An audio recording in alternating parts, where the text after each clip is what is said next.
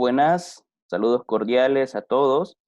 Mi nombre es Francisco Cáceres y estoy aquí para compartirles un conocimiento, una experiencia acerca de la participación de los padres de familia en los procesos educativos, particularmente la participación de los padres en la educación prebásica.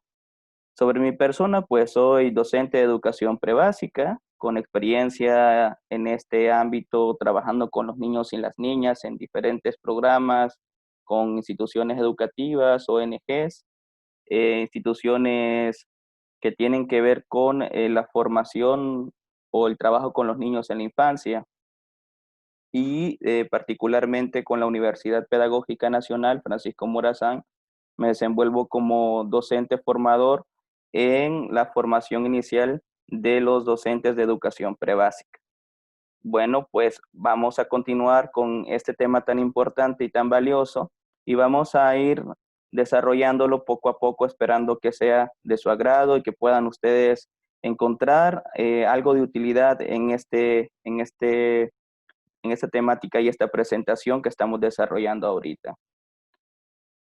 Bien, para comenzar hay que poner un poco en contexto cuando hablamos de los roles que los padres tienen en el desarrollo de los niños, ¿verdad? Siempre que hablamos del desarrollo de los niños y hablamos del desarrollo humano en general, nosotros visualizamos particularmente cuatro áreas. Estas áreas son el área socioafectiva o socioemocional, esa área tan importante donde se desarrollan pues los diferentes lazos afectivos que tiene el niño. Luego está la parte psicomotriz, como podemos ver, es la parte en donde los niños van desarrollándose física y biológicamente, ¿no? Sobre todo ahí se habla de coordinación, del motor grueso, del motor fino, entre otros aspectos que vamos a ir abordando. Luego está la parte cognitiva. Esta parte es la parte también conocida como el desarrollo intelectual.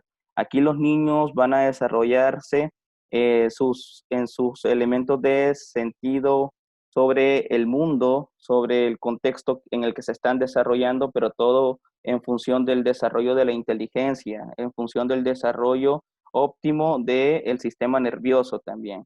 Y finalmente el área del lenguaje, ¿verdad?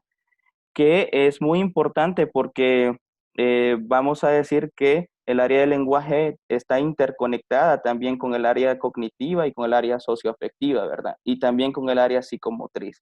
Y esta es una parte importante de todas estas áreas, que nosotros podemos visualizarlas por separado, podemos visualizar el desarrollo de cada una de ellas por separado, pero también podemos visualizar el desarrollo interconectado, porque una área tiene también que ver con la otra y así sucesivamente.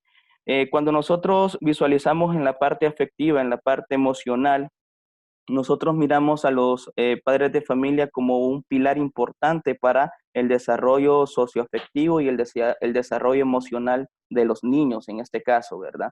Fíjense por lo menos que cuando nosotros estamos hablando de vínculos afectivos y de desarrollo socioemocional, son los padres los primeros vínculos sociales con los que el niño cuenta, ¿verdad? La madre particularmente es ese primer enlace con el que el niño desarrolla una relación afectiva y de eso depende también de lo saludable de esa relación afectiva, va a depender también que el niño pueda entablar relaciones sociales y relaciones afectivas con otros miembros de la familia, ¿verdad? Particularmente con el padre, tíos, hermanos, etcétera. Entonces, este elemento es muy importante y tiene una influencia bastante grande en todos los demás elementos, ¿verdad? La parte anímica, la parte emocional, tiene una influencia poderosa en todas las otras áreas del desarrollo. Pensemos por un momento que nosotros tenemos a un niño que se siente triste o se siente desanimado. Ese niño no querrá jugar, no querrá ir a correr, no querrá ir a caminar, a desplazarse.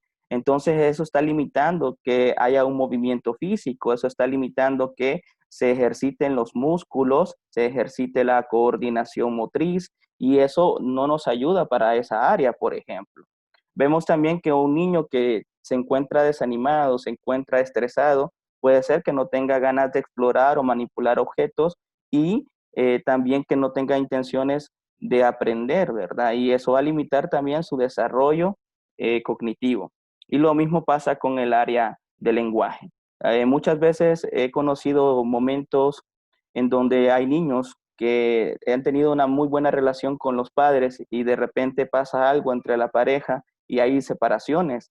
Y luego eso va a limitar el desarrollo del niño, visto cómo los niños cambian, no solo en su estado de ánimo, dejan de hablar, dejan de socializar igual con los demás compañeros.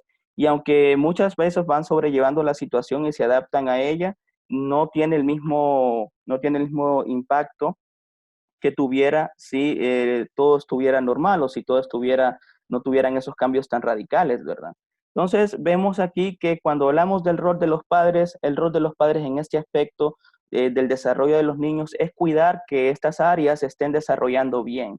Aquí los padres tienen que vigilar que los niños tengan un buen desarrollo en cada una de las áreas, que el niño esté hablando correctamente a cierta edad, estamos hablando ya entre los 4, 5, 6 años de edad, ya el niño tiene que articular correctamente las palabras, tiene que pronunciar correctamente, expresar ideas y pensamientos de forma coherente y lógica, acorde a una realidad. Entonces está vigilando el padre ahí el desarrollo del lenguaje. Lo mismo con la parte cognitiva, que el niño ya vaya visualizando o nombrando los objetos, y también comprendiendo para qué sirve cada uno de estos objetos que están a su alrededor, que lo rodean, ¿verdad?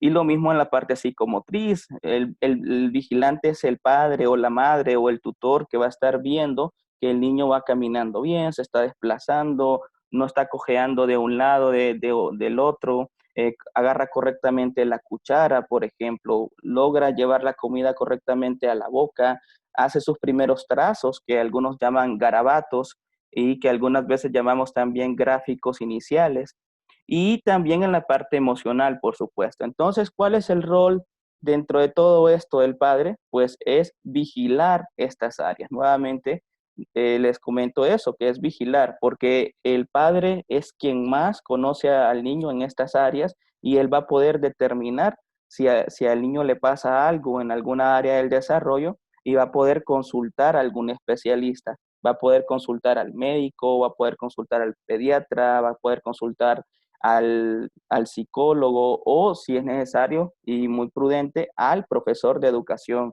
El profesor de educación prebásica, el docente de educación prebásica es muchas veces a quien consulta primero porque es con quien más tiene relación, ya que está colaborando con una formación del niño. Bien, entonces aquí vemos la importancia de los padres de familia en este desarrollo inicial, en este desarrollo integral de la persona, que en este caso es el niño de 0 a 6 años. Luego hay otra parte que tiene que ver ya más con la crianza, ¿no? Esta parte de la crianza tiene que ver con el trabajo que hacen los padres al momento de ayudar a que los niños vayan formándose como individuos y formándose como ciudadanos. Aquí quiero resaltar tres aspectos importantes del rol de los padres en la educación y la crianza de los niños. Bueno, primero que nada,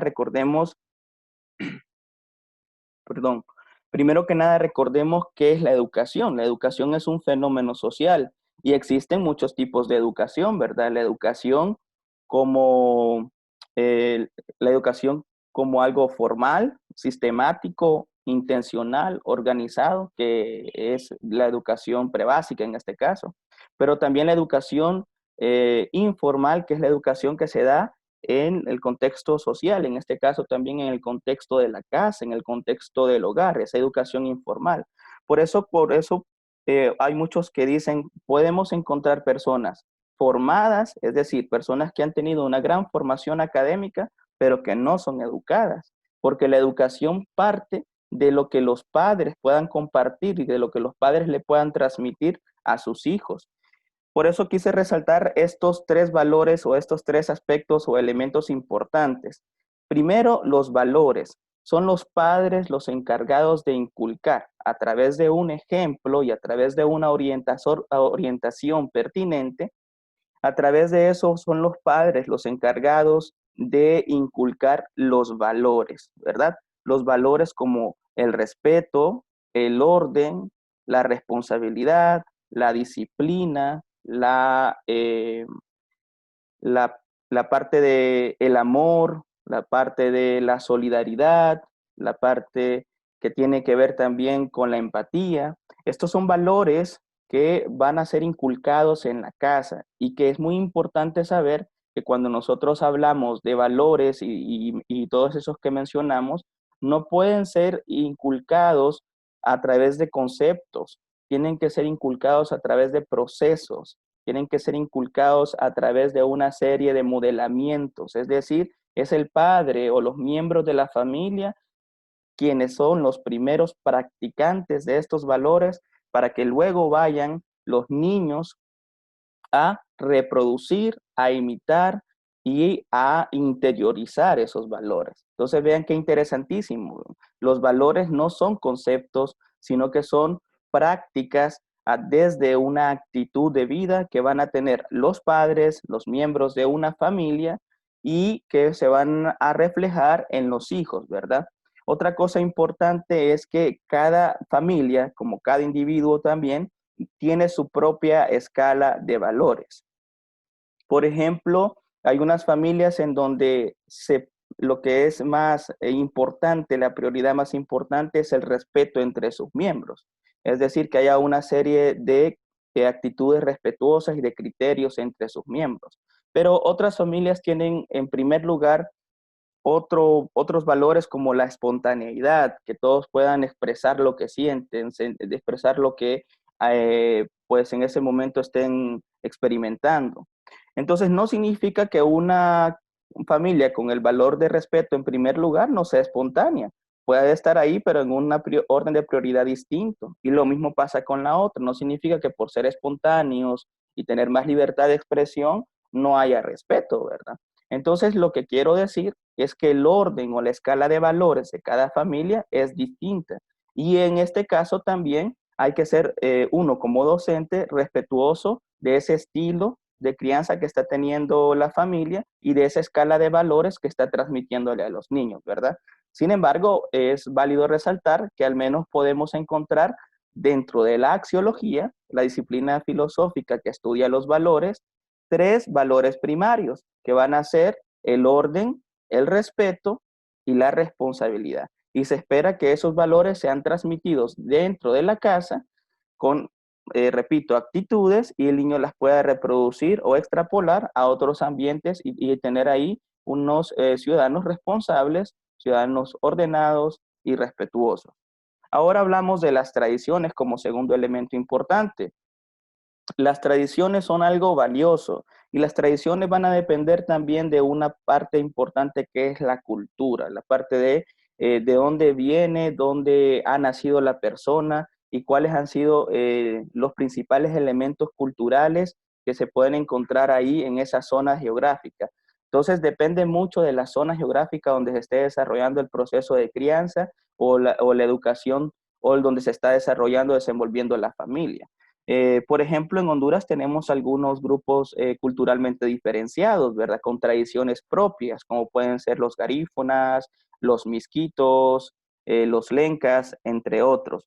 Y vemos que las familias van a primar o fortalecer ciertos valores tradicionales o ciertas tradiciones eh, a partir de su cultura, ¿verdad? Entonces, ahí a través de la tradición también van elementos importantes como puede ser la forma de hablar, la forma de expresarse, las ideas primarias que rigen al individuo y también el lenguaje, como en los casos que mencioné, los garífonas le enseñan la lengua garífona a sus hijos y lo mismo con los misquitos, ¿verdad? Y si nosotros agarramos una familia misquita, agarramos una familia mestiza, agarramos una familia elenca, vamos a ver que encontramos tradiciones y elementos como hábitos particulares que van a ser muy diferentes entre ellos.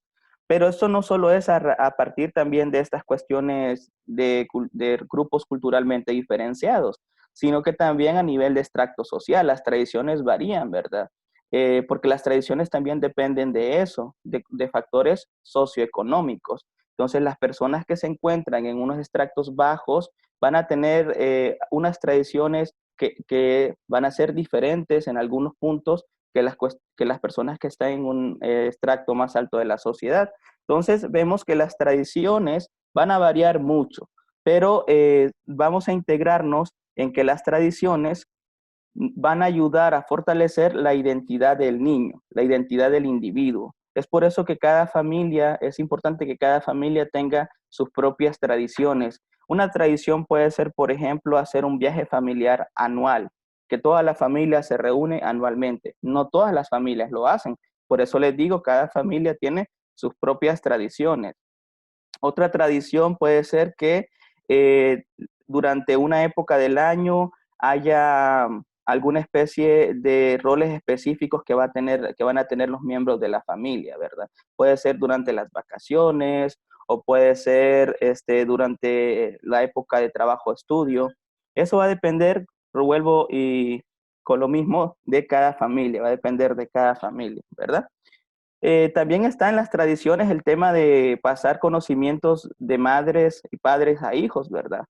Pasa muchas veces con el tema de la cocina. Las recetas de los padres pasan a los hijos y luego a los hijos se la pasan a los nietos. Entonces ya ustedes visualizan cómo es el tema de las tradiciones, la importancia de estas y cómo se van a integrar en la identidad del niño y del individuo. En cuanto al capital cultural, esto tiene que ver más con la formación académica que los niños, perdón, con la formación académica que los padres tienen, ¿verdad? Se ha determinado a través de diferentes estudios que los padres que tienen una alta formación académica tienden a dedicar más tiempo a los niños y a transmitir también valores académicos y valores culturales desde la parte del capital cultural, ¿verdad? Entonces, aquí vemos que muchas veces los niños que cuentan con padres que tienen una formación académica alta van a encontrar que que los hijos aprenden más palabras que el resto de los niños, que expresan mejor las ideas que el resto de los niños, donde el capital cultural es menor. Entonces, cuando yo digo capital cultural, me refiero no solo a la parte de los valores y las tradiciones, sino algo agregado que vamos adquiriendo a partir de la formación profesional. Y en este caso es la formación académica. Entonces, entre más capital cultural tenga la familia, y no solo me refiero a la formación académica de los padres, sino también puede ser los tíos, abuelos e incluso hermanos mayores que tenga el niño en este caso, va a fortalecer el desarrollo intelectual, el desarrollo del lenguaje y también las otras áreas del desarrollo que mencioné antes en los niños. Entonces, es muy importante la parte del capital cultural. Vemos entonces que aquí el rol de los padres en la educación y la crianza se puede resumir en estas tres ideas importantes, que es los valores, las tradiciones y el capital cultural, ¿verdad?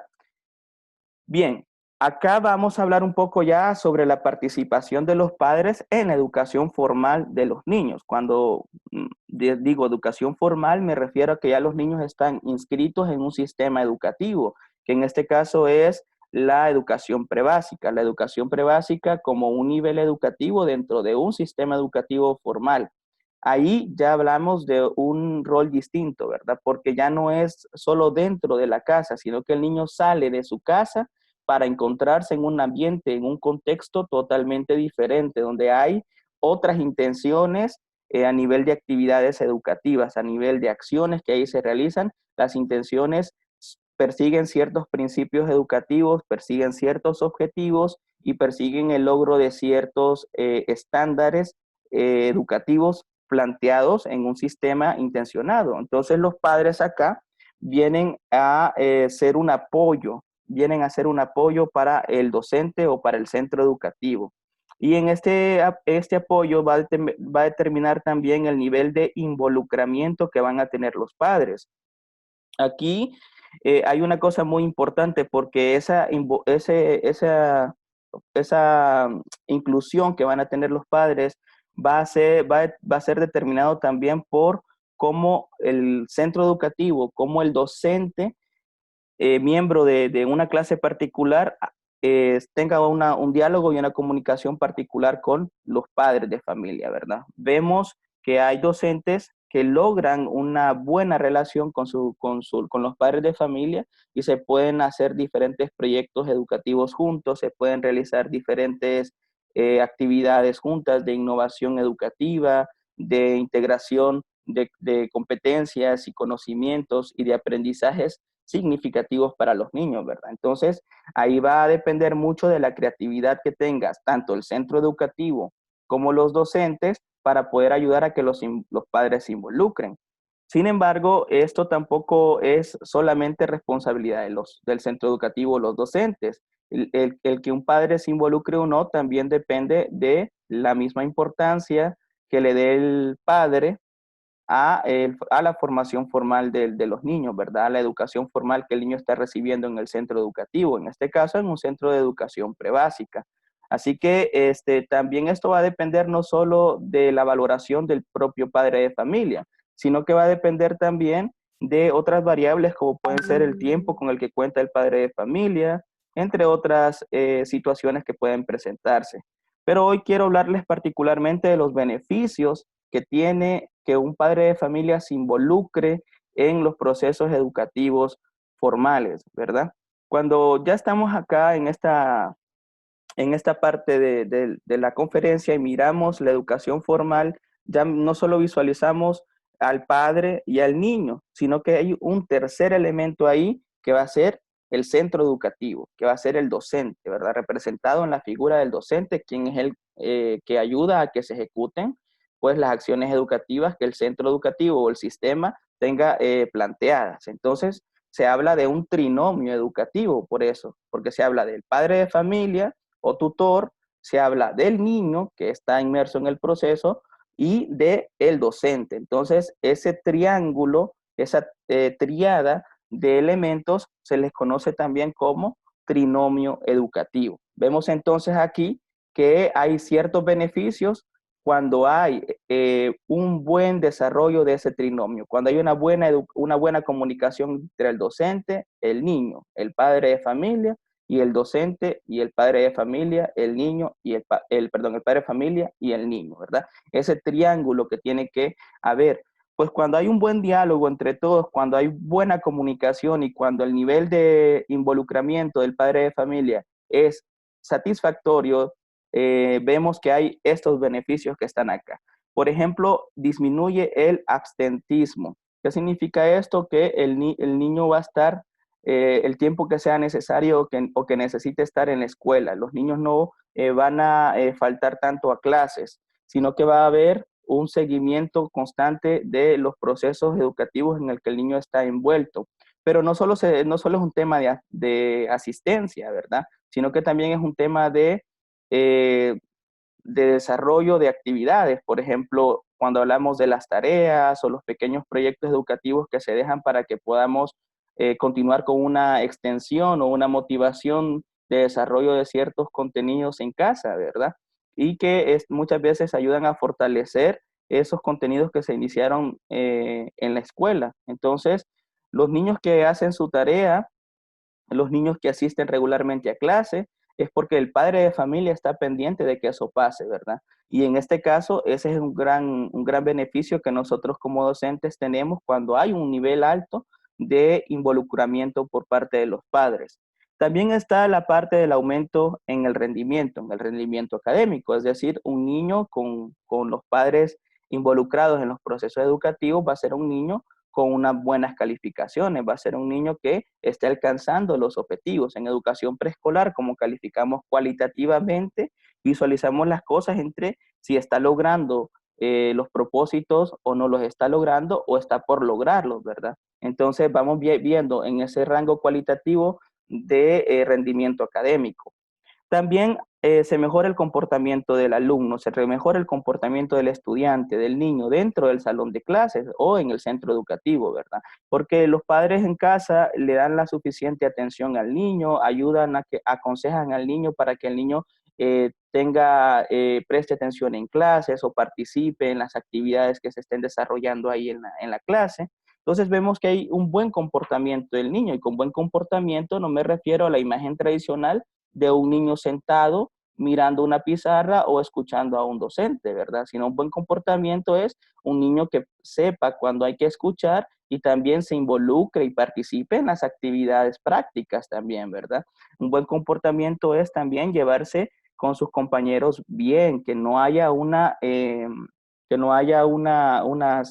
conflictos o unas discusiones innecesarias que puedan afectar la armonía del salón de clases, ¿verdad?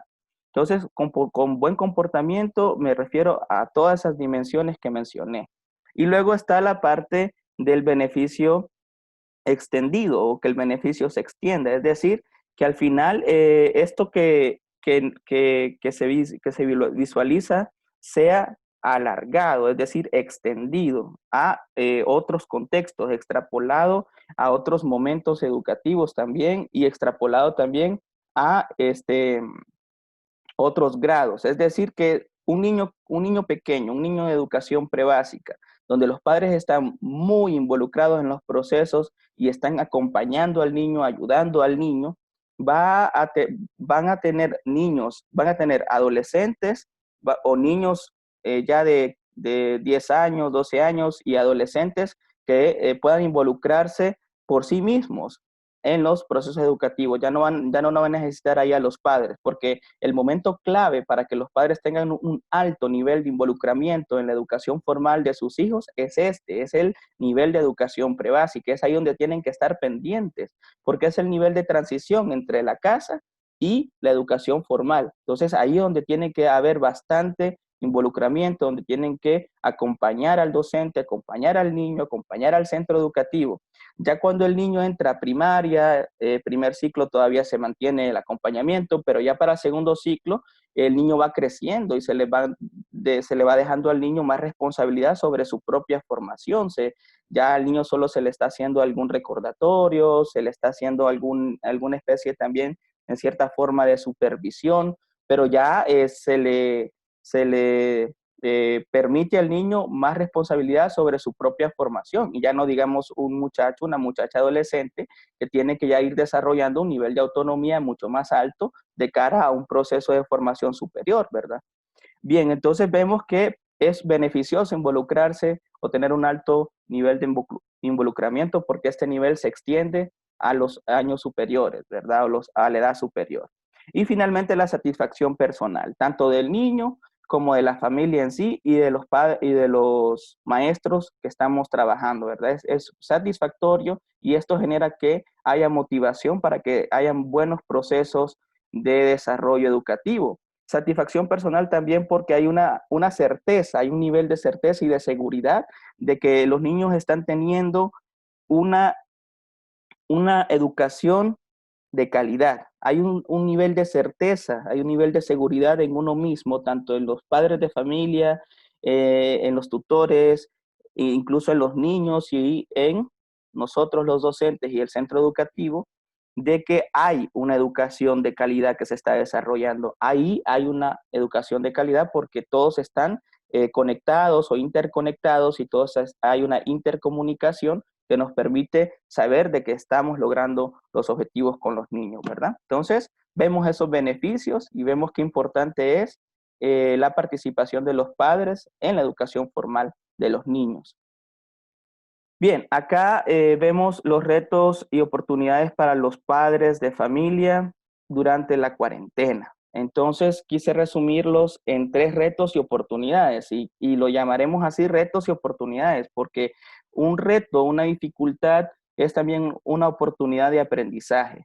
Un reto, una dificultad es también una oportunidad de mejorar tu autoestima porque sabes o porque sabe que se va a lograr algo, ¿verdad? Y entonces vemos que quizás los cuatro aspectos o las 4 dimensiones en donde en donde se visualiza, por así decirlo, estos retos y estas oportunidades son la primera, la gestión emocional, porque nosotros estamos acostumbrados a un ritmo de vida, a una rutina, a trabajar en ciertos ambientes y en ciertos contextos. Y luego ahora estar todos confinados en la casa hace que la carga emocional sea más alta y el nivel de estrés esté más alto. Eso también hace que la convivencia pueda ser dificultosa en algunos momentos, ¿verdad? Así que lo primero que tenemos que hacer es tratar de gestionar bien las emociones, tratar de mantener la calma, tratar de no alterarnos. Y con alterarnos no me refiero solo a gritar, solo a discutir, sino también a deprimirnos o sentirnos tristes por algo. Entonces, evitar esas alteraciones emocionales y buscar ese balance para que podamos tener un buen nivel de convivencia durante la cuarentena. Entonces, ahí también se va a ayudar, vamos a ayudar a que el niño se pueda sentir a gusto, se pueda sentir cómodo en la casa y para ello es necesario también que exista una especie de rutina en la casa para poder continuar con ciertos procesos educativos, ¿verdad? Entonces, lo primero que tenemos que ver es que es un reto y una oportunidad de ser más pacientes, de ser más asertivos y de mejorar nuestra convivencia con nuestros seres queridos. Lo otro es lo que les mencionaba, los roles y las actividades, tener una rutina en casa y saber cuáles son los roles y las actividades que todos tienen que cumplir. Es un espacio común, que ahora se reduce el espacio, ya antes nos movíamos de repente entre la ciudad o interciudad algunas veces, y ahora no, ahora estamos todos en la casa, entonces ahí hay que definir los roles, ¿verdad? Los padres tienen que seguir siendo los padres tienen que seguir manifestándose como figuras de autoridad en la casa, ¿verdad? Y cuando digo autoridad, no me refiero a ser autoritario, ¿verdad? O autócrata, sino me refiero a que son las personas que dirigen la casa, son las personas que orientan la casa, son las personas que colaboran en la toma de decisiones centrales de la casa, porque son los adultos responsables de los miembros de esa casa. Entonces los padres tienen que sí o sí ser una figura de autoridad y eso no es negociable. Así que los niños tienen que asumir pues que son ahora los padres los que están ahí de figuras y modelos de autoridad y también esto ayuda a que haya una orientación y una guía y que se marquen los límites y las libertades también con las que se puede contar dentro de la casa a través de los roles, ¿verdad? Bueno, en cuanto a los otros retos, vemos la tecnología como un reto importantísimo porque muchas veces incluso a nosotros como docentes se nos planteó un reto grande, ya que se trataba de cambiar, de dar clases o impartir clases presencial, con los niños frente a frente, con un aula dinámica donde están pasando muchas cosas y uno tiene que estar alerta y pendiente de todo, y a estar también en un medio, un entorno virtual donde muchas veces no sabemos si los niños están prestando atención o no, porque no estamos con el niño ahí. Fíjense muy bien qué interesante eso, que uno cuando está con los niños en el aula de clases o cuando está con un grupo dando clases, uno observa y puede modular su comportamiento didáctico frente a los niños para llamar la atención de los niños, para saber si los niños ya comprendieron un tema o si es necesario una retroalimentación, para ver si necesitamos ya avanzar al siguiente paso o no. Y uno por medios tecnológicos tiene que este, hacerlo como al tanteo, como dicen, ¿verdad? Ir calculando, ir midiendo las cosas, ir pensando que o teniendo ese cálculo, esa certeza de que tal vez ya podemos avanzar al siguiente paso, ¿verdad? Recordemos que los ritmos de aprendizaje son cada vez más diferentes entre los seres humanos. Entonces, con la tecnología para nosotros los docentes ha sido un reto grande.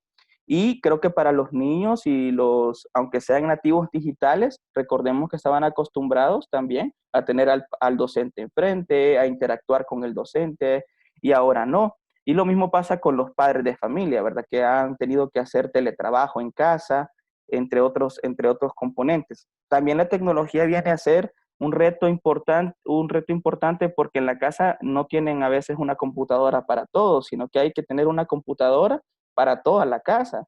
Y esto hace que haya una limitación grande a nivel de equipo para que se desarrollen actividades con la tecnología.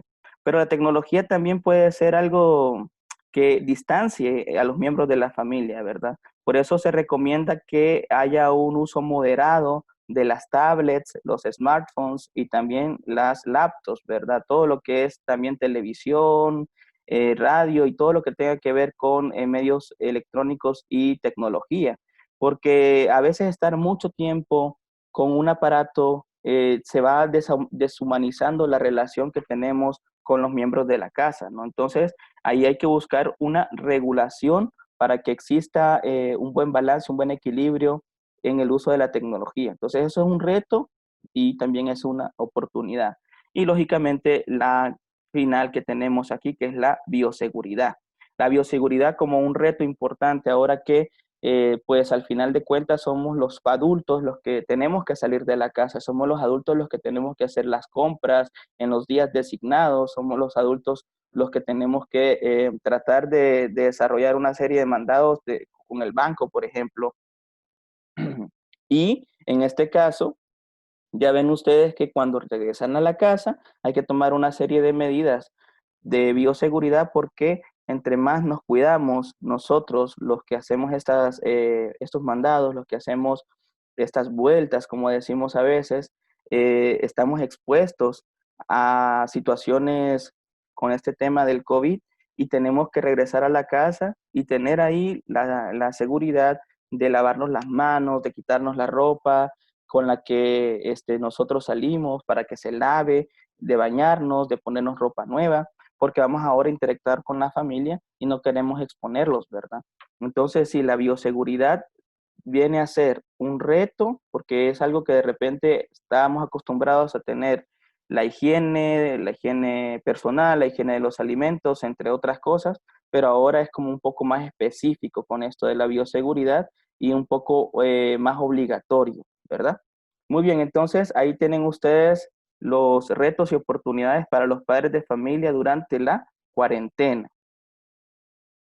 Bien, finalmente quisiera ir avanzando a lo que serían las recomendaciones, algunas recomendaciones que yo considero o se consideran importantes para tomar en cuenta en este momento que estamos aquí en la casa, que estamos en la pandemia. Entonces, por eso elegí de fondo esa imagen donde hoy un padre de familia con sus hijos viendo una clase virtual en educación prebásica. Y bueno, lo primero es organizarse. Hay que organizarse, ¿verdad? Como les decía, con cuanto a la tecnología, sabemos que no tenemos una computadora para todos, no tenemos una para cada niño, ¿verdad? No tenemos un televisor especial para cada uno.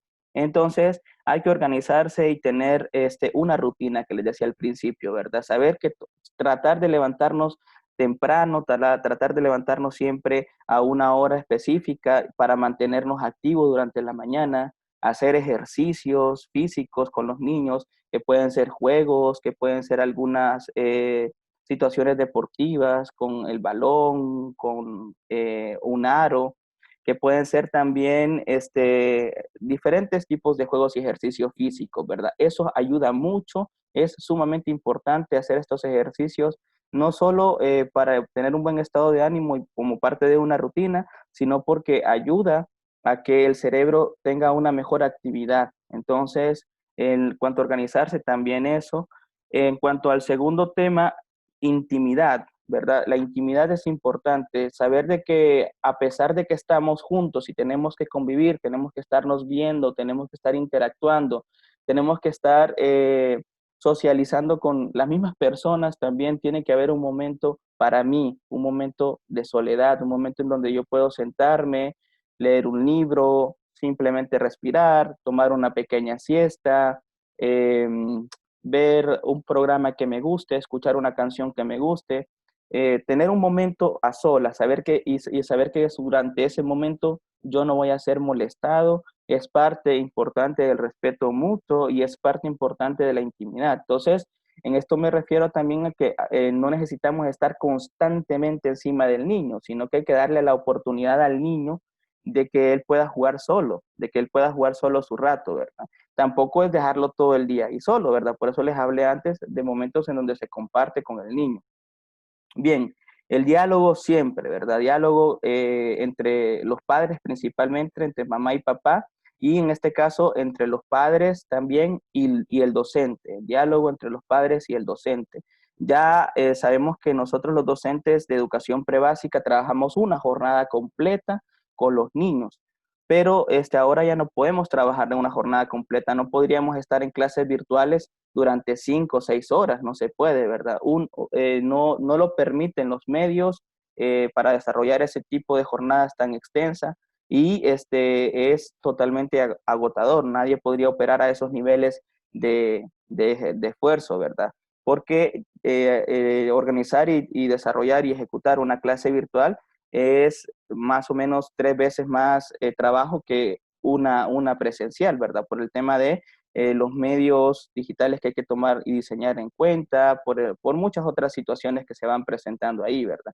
Sobre todo también porque con los niños pequeños hay que hacer actividades físicas, hay que hacer dinámicas y con los medios, a través de medios virtuales es un poco más difícil. Por eso hay que mantener el diálogo con los padres, tomando en cuenta que los padres nos están acompañando en este proceso, pero que los padres no son docentes, sino que son unos compañeros, unos apoyos, pero no son docentes. Y con no ser docentes, son educadores porque están educando a sus hijos desde ese punto de vista amplio de la educación como fenómeno social, pero no son docentes. Entonces, por eso nosotros los docentes, los profesores de educación prebásica, tenemos que tener un diálogo con los padres en donde los padres puedan comprender cuáles son los propósitos de las actividades que se van a desarrollar con los niños. No saturar al padre de familia con tareas, con proyectos en casa, con actividades en casa. No podemos hacer eso, ¿verdad? Pero sí, de vez en cuando los padres de familia pueden desarrollar cierta actividad en casa y brindarle la evidencia al docente para que el docente sepa que se ha logrado ese objetivo. Los padres de familia son importantísimos a la hora de saber si la clase virtual está funcionando o no. Por eso es tan importante que exista el diálogo siempre, que exista ese diálogo entre el padre de familia y el docente, y también entre el padre de familia y el niño, y también entre el niño y el docente. De vez en cuando es bueno que el docente escuche a los niños, de repente el niño quiere saludar al docente a veces, ¿verdad? Qué importante es a veces para un niño saludar a un docente que quiere, con el que se ha encariñado, con quien encontró un vínculo afectivo. Es increíblemente importante para él y a veces hasta le dicen a uno, profe, lo quiero mucho, o mister, lo quiero mucho, o miss, la quiero mucho, ¿verdad? Y eso es muy gratificante. También incluso es una motivación para uno como docente saber que el niño está ahí todavía, que le guarda ese aprecio y ese afecto, y eso a veces también es motivador y es parte de natural de la convivencia social, ¿verdad? Así que es importante tener ese diálogo siempre.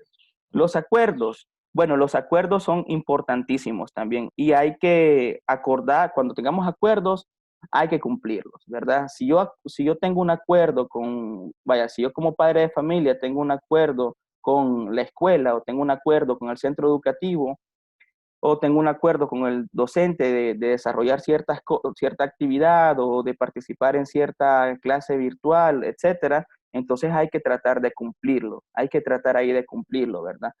También los acuerdos con los que se llega con los niños. Los niños podemos llegar a un acuerdo especial con los niños de acuerdo o conforme a una situación especial. Y hay que cumplirlo, ¿verdad? Porque eso genera confianza en el niño. Creo que anteriormente les mencioné que el padre es una figura de autoridad y entonces cuando uno llega a un acuerdo con un niño, uno le tiene que cumplir, porque es ahí donde el niño empieza a respetarlo a uno como figura de autoridad, ¿verdad? Sin necesidad de ser autoritario. Además de que cumplir acuerdos también genera confianza, ¿verdad? Siempre he dicho yo que el respeto es algo innato, es algo que todos merecemos ser respetados por ser seres humanos, seres vivos.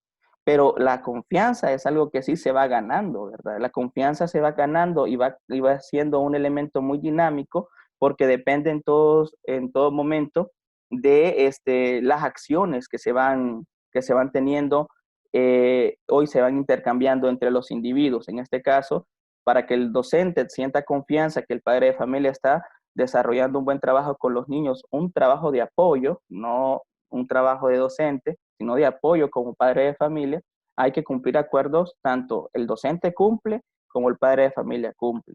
Y lo mismo pasa con los niños cumplen desarrollando ese ejercicio o desarrollando esa actividad propuesta. Y todos van cumpliendo esos acuerdos y eso va generando una confianza y va haciendo que el proceso se desarrolle de forma paulatina y exitosa. Y finalmente la solidaridad. La solidaridad que tiene que ver sobre todo con la empatía, ¿verdad? Con saber del otro, con tener mucha comprensión en estos momentos de la pandemia, en estos momentos de la cuarentena. Como mencioné antes, uno de los retos es el estrés. Uno de los retos es la carga emocional que hay ahorita porque muchas veces muchas familias han sufrido la pérdida de algún familiar o están sufriendo que algún familiar esté contagiado con COVID, por ejemplo. Y lo mismo pasa no solo entre los padres de familia, entre las familias, también los docentes, a veces somos padres de familia, somos hermanos, somos hijos, también nosotros tenemos amigos y podemos encontrarnos en esos contextos con personas que hayan sufrido o estén sufriendo, padeciendo por culpa del COVID-19 o por responsabilidad del COVID-19. Entonces, aquí hay que ser muy solidarios, ¿verdad? Muy empáticos para que pueda funcionar la situación, tanto del docente hacia el padre de familia y los niños, como viceversa, ¿verdad? Siempre tratar de ser flexibles. Y con ser flexibles no me refiero a no perseguir una calidad educativa, me refiero a no ser obtusos, me refiero a no tener a cerrarnos a las posibilidades, sino por el contrario, ser flexible me refiero a tener la mente abierta y ser receptivo a las emociones, ser receptivo a lo que quizás los demás quieran compartirnos, ¿verdad? Entonces, ser solidario, tener un alto nivel de empatía en estos momentos es sumamente importante para que podamos adaptarnos a todo lo que está sucediendo a nuestro alrededor. De eso se trata, de tener esa receptividad a los cambios y al dinamismo que está a nuestro alrededor para que podamos avanzar, podamos sobrellevar la situación y podamos adaptarnos, como dicen muchas veces, podamos evolucionar y alcanzar un alto nivel de rendimiento, ¿verdad? Que podamos alcanzar ciertos objetivos sin perder de vista el objetivo principal de la educación, que es ayudar a que el individuo cada vez sea más autónomo, cada vez se valga más por sí mismo, ¿verdad? Bien, pues esas serían mis recomendaciones. Aquí pues nada más me queda darles muchas gracias por su participación a través de la atención prestada en esta conferencia virtual. Agradezco muchísimo que me hayan escuchado y espero que de todo lo que platicamos aquí hayan conocimientos y hayan experiencias comentadas que a ustedes les sean de utilidad, ¿verdad? Siempre estoy a la orden, siempre estoy a la disposición para lo que sea necesario para poder colaborar o contribuir con la educación prebásica aquí en nuestro país, porque para mí es muy importante que tengamos esa disponibilidad, esa oportunidad de continuar compartiendo lo que Dios nos ha permitido y la vida nos ha permitido ir aprendiendo e ir adquiriendo durante estos años de formación y de vida que llevamos. Bien, pues le saluda y se despide de usted muy calurosamente y muy afectuosamente el licenciado Francisco Cáceres. Estoy a la orden, ¿verdad? Vamos a encontrar ahí en la descripción del video, pues mi contacto, mi correo electrónico, por si necesitan algo, si creen que yo les puedo colaborar algo, si tienen algún comentario o alguna consulta al respecto. Así que muchas gracias y ánimo.